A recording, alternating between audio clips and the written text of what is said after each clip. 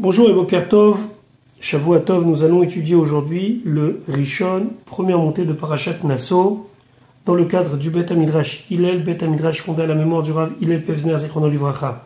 Notre étude commence au Perek Dalet, quatrième chapitre du livre de Bamidbar, Pasuk Rafale, verset 21. Donc, Akadosh Baruch Hu a demandé à Moshe et Aaron de compter et de nommer à des fonctions très précises les différentes branches de Lévi. À la fin de la parasha de Bamidbar, nous avons vu les Bnei Kehat. Ici, nous voyons maintenant les Bnei Gershon. Et donc la Torah nous dit, Pasuk Rafalev Vaidaber Hashem el Moshe. Hashem, il a parlé à Moshe les morts en disant, Pasuk Rafbet Nasso et Rosh. Alors, de manière littérale, il faudrait traduire lève la tête. Mais ici, ça veut dire reçoit, compte, dénombre le compte général des Bnei Gershon, des enfants de Gershon. Donc cette branche de Lévi, Gamhem, même eux aussi, Levet Avotam, selon leur origine paternelle, les Mishpechotam selon leur famille. Rachid expliquait le Gamhem, eux aussi, Nasso et Rosh Bnei Gershon Gamen, Rachid dit Kemo, Shetziviti, comme je t'ai ordonné à Bnei Kehat sur les enfants de Kehat, l'irot de voir Kamayesh, combien sont-ils, chez Guiou l'Ichlal Avoda, qui sont arrivés à être aptes à être éligibles au travail du Mishkan. Alors, ici, c'est intéressant de dire que le Malbin explique que le Nasso ici, il est important parce que le Nasso, ça veut dire qu'ils sont plus hauts. Plus haut que quoi? C'est qu'après les Bnei Kehat, c'est eux qui portent les choses les plus saintes. Et donc, par rapport aux Bnei Merari, la troisième branche, ils sont Nasso, ils sont élevés. Il y a d'autres commentateurs que Rachid qui expliquent que le Gamhem, ça veut dire que les Bnei Gershon, eux, ils vont porter beaucoup de choses sur les Hagalot, sur des charrettes. Donc c'est possible de dire que peut-être que le critère d'éligibilité à ce travail n'est pas le même que pour les Bnei Kehat. Les Bnei Kehat portaient à même l'épaule, c'était donc une éligibilité qui était entre 30 et 50 ans. On pourrait se dire ici, étant donné que c'est juste mettre et faire charger ou décharger d'une charrette, alors peut-être ça peut commencer à 30 ans, parce que bon, quand même, c'est des poutres et des choses importantes, mais ça peut finir plus tard. Gamhem, c'est pour nous dire qu'ils avaient exactement les mêmes critères d'âge pour être éligibles au travail. Quels sont-ils? Pasuk Rav Gimel, mi ben sheloshim shena, à partir de l'âge de 30 ans, vamala et plus, à moins de 30 ans, on n'a pas tellement de force, comme Pirkei Avot dit ben shloshim les koach, à l'âge de 30 ans, on a la force, ad ben chamishim shana, jusqu'à l'âge de 50 ans. Après 50 ans, on commence à voir la force qui diminue. Tifkod otam, tu vas les compter. Kol abba, tout celui qui vient itzvot tsava. Donc, comme on l'a expliqué déjà dans des shiurim précédents, ici, le mot tsava ne doit pas être traduit par armée, mais par légion, c'est-à-dire un endroit où ils avaient l'habitude de se rassembler pour servir dans le Mishkan. Donc, l'itzvot tsava, d'être rassemblés pour le travail, la avod avoda, pour le travail be'oel moed, dans le oel moed.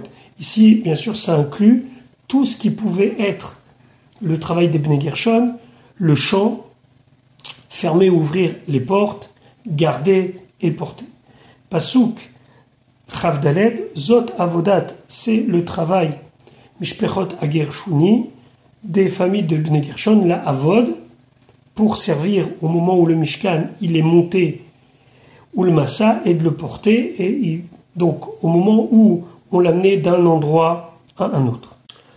Alors, quelle était leur fonction? Pasuk Raf et Venas, où ils devaient porter et Yeriot à Mishkan, les tentures du Mishkan, ce sont les 10 tentures que l'on voyait lorsqu'on était à l'intérieur du Mishkan, c'était celles qui étaient les plus basses par rapport aux différentes couches qui vont s'amonceler au-dessus. Vet Oel Moed, le Oel Moed, c'est les 11 Yeriot de Rizim, de peau de chèvre, qui étaient au-dessus et qui recouvraient les Yeriot à Mishkan.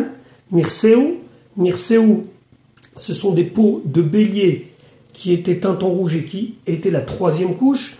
Ou Mirsea Tachash et la couverture de peau de Tachash Asher Alaf qui se trouvait sur lui, mais les mains là au-dessus. Alors c'est bien connu qu'il y a ici une machloket entre Rabbi Yehuda et Rabbi Meir. Est-ce qu'il y avait 3 couches ou bien 4 couches? C'est-à-dire que quand on dit Asher Alav, ça veut dire que c'était une couche supplémentaires, ou bien Asher Alav, ça veut dire qu'il était mis avec les Orot Elim, il y avait aussi des Orot Techashim. Il devait être Massach. Et là, on parle du rideau qui était à l'entrée est du Mishkan, Petach Oel Moed, à la porte du Oel Moed. Yeriot ha-Mishkan Eser Atartonot. C'est 10 tentures d'en dessous, qui étaient vraiment posées à même les poutres du Mishkan. Ve'et Oel Moed et le Oel Moed. Yeriot Izim. C'était donc des tentures de chèvres à Assouyot qui étaient faites les Oel Alav pour le recouvrir. Donc c'était la deuxième couche. Mirseu. Donc encore une troisième couverture Orot Elim Meodamim, des peaux de bélier teintes en rouge. Masar Petach, Vilon Hamizrahi, c'est le rideau de l'Est. Pasuk Chavav, Ve'et Kalae Echatser. Kalae Echatser, ça désigne tous les rideaux qui étaient mis autour de la cour du Mishkan, Ve'et Masach, et le rideau Petach Shar Echatser qui se trouvait à la porte du Khatser, de la cour, Asher la Mishkan qui se trouve sur le Mishkan, c'était eux qui protégeaient le Mishkan, Ve'al la Mizbeach et le Mizbeach, ici on parle du Mizbeach Achitzon, le Mizbeach de l'extérieur, le Mizbeach sur lequel on faisait les korbanot, les sacrifices, ça vive tout autour, Ve'et Meterehem, Meterehem c'était les cordelettes qui les maintenaient, Ve'et Kol Kele Avodatam et tous les ustensiles nécessaires à leur service, Ve'et Kol et tout ce qui était Asher Yaselahem, qui leur était donné au Bnei Gershon, Ve'avadou, les Bnei Gershon devaient le faire. Rachid expliquait Asher à la Mishkan, Klomar, c'est-à-dire à Klaïm, les rideaux Ve'amasach et le voile, le rideau de séparation de l'entrée, Shel Khatser, cette fois-ci de la cour, Asochechim ou Meginim, qui recouvre et protège à la Mishkan sur le Mishkan, Ve'al Mizbeach HaNechoshet et sur l'autel en cuivre, ça vive tout autour. Pasuk Ravzen, Alpi Aaron Uvanav, selon Aaron et ses enfants. Tiye Kol Avodat sera tout le service Béné à Gershoni des enfants de Gershon, Chol Masa'am, pour tout ce qu'ils avaient besoin de porter au moment où on transportait le Mishkan, ou Chol Avodatam, et pour tout leur service au moment où ils devaient camper, Ufkadetem Alehem, et vous allez nommer sur eux. Ici, le mot Ufkadetem ne doit pas être traduit par compter, mais nommer. Nommer dans le sens chargé de mission. Bemishmeret, pour être en garde pour ce travail. Et Kol Masa'am, tout ce qu'ils avaient apporté. Le Ramban d'expliquer qu'il y avait pour chacun un travail. On disait telle personne, fils, qui fait partie des Bnei Gershon, sera responsable de tel lignes. Il devra chanter, il devra ouvrir, il devra porter, etc. etc. Concernant les Bnei Kehat, c'est marqué Ish Ish ala vodato ve'al masaou. Le Malbim écrit que chaque fois Aaron ou Banav pouvait redestiner un service à une personne selon le besoin du moment.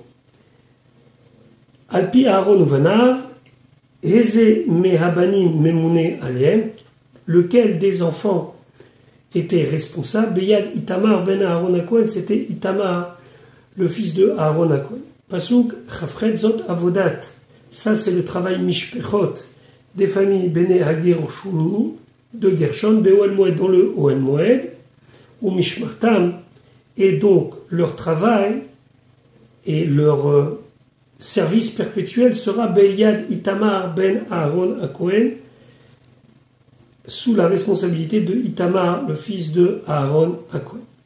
Nous continuons maintenant avec les Béné Merari, troisième branche de Lévi. Pasuk Raftet, Béné Merari, les enfants de Merari, les Mishpechotam, selon leur famille, les Bet Avotam, et donc leur branche paternelle, Tifkod Otam, tu vas les compter. Pasuk Lamed, Miben Sheloshim Shana, depuis l'âge de 30 ans, Vamala et au-dessus, Ve'ad Ben Chamishim Shana, et jusqu'à l'âge de 50 ans, Tifkedem, tu vas les compter. Kol Abal Atzava, tout celui qui est apte à venir à la réunion, puisque Tzava ici, c'est dans le sens endroit où on se rassemble, la Avod, pour servir et Avodat Oel Moed, le service du Oel Moed. Pasuk lamed al vezot, et ceci est mishmeret masaam, donc leur garde par rapport à ce qu'ils avaient apporté, c'est-à-dire leur mission, les chol avodatam, pour tout leur travail, be'oel moed, dans le oel moed. Ici on parle de démonter et remonter le mishkan, karché à mishkan, donc eux, ils devaient prendre les poutres du mishkan, ou verichav, les barres transversales, ve'amoudav, les colonnes, va'adanav, et les socles. Pasuk lamed bet, ve'amoudé et chatser saviv, et les colonnes tout autour de la cour, ve'adnem et leurs socles, vitidotem ou metereem.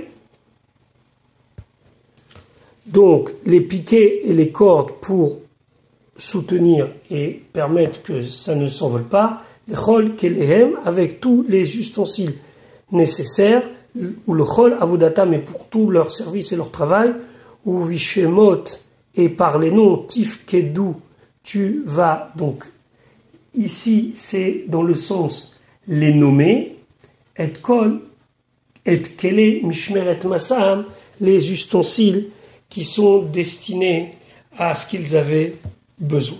C'est-à-dire que là, ici, on devait désigner, selon le Ramban, chacun, quelle était sa responsabilité, parce que ici, ce sont des choses lourdes, il fallait que chacun sache ce qui peut porter une poutre, ce qui peut porter que des socles, etc., etc. Vitidotam ou metereem, Rachid expliquait, shalamoudim, des colonnes, shari etidot ou metere haklaim, bemasa bene gershon hayu, parce que les petits piquets, les cordes des rideaux étaient portés par les Bene Gershon, Vitidot ou Meterem, Ayou, les Yeriot ou les Klaim, Milemata, Shelo Takbiem Harouach. Et que, à quoi servaient ces petits piquets et ces petites cordelettes? C'était pour les Yeriot, pour les tentures, pour qu'elles ne s'envolent pas. Donc c'était celles qu'on mettait par le bas. Vitidot ou Meterem, Ayou, les Hamoudim Saviv. Il y avait aussi la même chose pour les colonnes qui étaient tout autour, l'itlot ba'em, de suspendre sur eux à klaïm, donc les tentures, les voilures, sfata ma'iliona, donc à l'extrémité du haut, bechlun saod, vekun dasim, avec des espèces de barres et des crochets, kmo sheshnuya bimlechet amishkan, comme c'est enseigné dans Melechet amishkan, les parachutes de Trouma, Tetzavé et Vayakel Pikoudé. Pasuk lamed gimel zot avodat. Voici donc le travail, la mission Mishpechot Bene Merari, des familles des fils de Merari, les Chol Avodatam pour toutes leurs différentes phases de travail, Be'oel Moed, dans le Oel Moed, Beyad Itamar Ben Aaron à Cohen, et tout cela sous la responsabilité de Itamar, le fils de Aaron à Cohen. Maintenant, on va finalement avoir le recensement, mais au niveau chiffre. Pasuk Lamed Dalet, Vaifkod, Moshe et Aaron. Donc ils ont compté Moshe, Aaron, Unessi, Aïda, et les princes de l'assemblée. Moshe a appelé les princes de l'assemblée pour montrer que toutes les choses ont été faites comme il faut. Donc on a compté Ed Bene HaKeati, les enfants de Keati, les Mishpechotam selon leurs différentes familles, ou le Bet Avotam, bien sûr en gardant la lignée paternelle. Pasuk Lamedem, Iben Sheloshim Shana Vamala, à partir de l'âge de 30 ans, Fahad Ben Chamishim Shana, et jusqu'à l'âge de 50 ans, Kol Abba la Tzava, tout celui qui est apte à venir à la Tzava, c'est la réunion des gens qui étaient responsables, la Avoda pour le travail Be'oel Moed dans le Oel Moed. Pasuk la Medva Vayu Pekudehem, leur compte était les Mishpechotam selon leur famille, Alpaïm, 2000, Sheva Meot, 700, Vachamishim, 50, 2750, Bene Kehat, qui étaient éligibles au travail. Pasuk la Medzaïm, Hele Fekudé, voici le compte Mishpechot Akeati de la famille des Keati, Kol a Oved, tout celui qui travaille Be'oel Moed dans la tente d'assignation, dans le Oel Moed, Asher Pakad, qu'ils ont été comptés, Moshe Aaron par Moshe Aaron, Alpi Hashem, selon Hashem Beyad Moshe, dans la main de Moshe. Alors ici, bien sûr, le sens de Beyad Moshe, c'est pas dans la main physique, mais ça veut dire par Moshe. C'est Hashem qui a demandé à Moshe Aaron de compter, il lui a donné cet ordre-là. Le Ramban de souligner que, initialement, Akadosh Baruch Hu n'a pas demandé que les Nessi et Aïda, les princes des différentes tribus, participent à cela, c'est Moshe qui a pris cette initiative. bien sûr, qui a été validé par Hachem, mais en tout cas, Alpi Hachem, selon l'ordre d'Hachem, c'était uniquement Moshe Aaron. C'est pour cela que dans ce dernier verset, on ne nous parle pas de Nessi Haïda, des princes de tribus qui ont contribué. Voilà pour aujourd'hui. On se retrouve Bezrat Hachem demain pour la suite de l'étude de notre paracha.